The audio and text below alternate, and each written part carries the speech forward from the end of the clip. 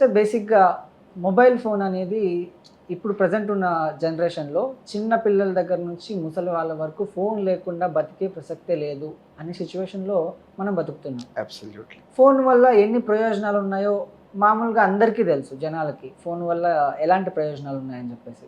అసలు ఫోన్ వల్ల మన మానసిక ఆరోగ్య పరిస్థితి అనేది ఎలా మారుతుంది?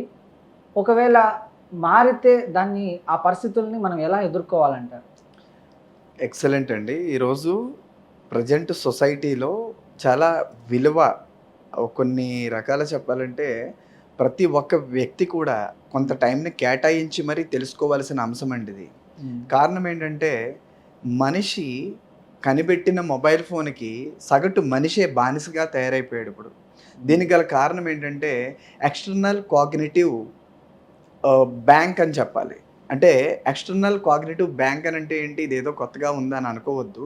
మన యొక్క తెలివితేటలు మనిషి ఎలా జరుగుతుందంటే పూర్వం మనం ఏదైనా లెక్కలు చేయాలనుకోండి, మన నోటి లెక్కలు ఉండేవి.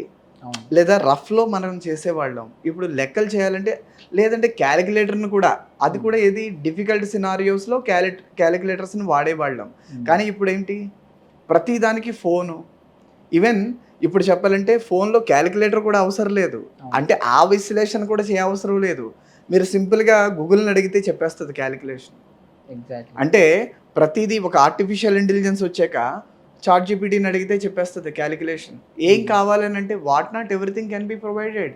ప్రాబ్లమ్ ఏంటంటే మీరు కష్టపడి సంపాదించే దానికి ఒక విలువ తెలుస్తుందండి.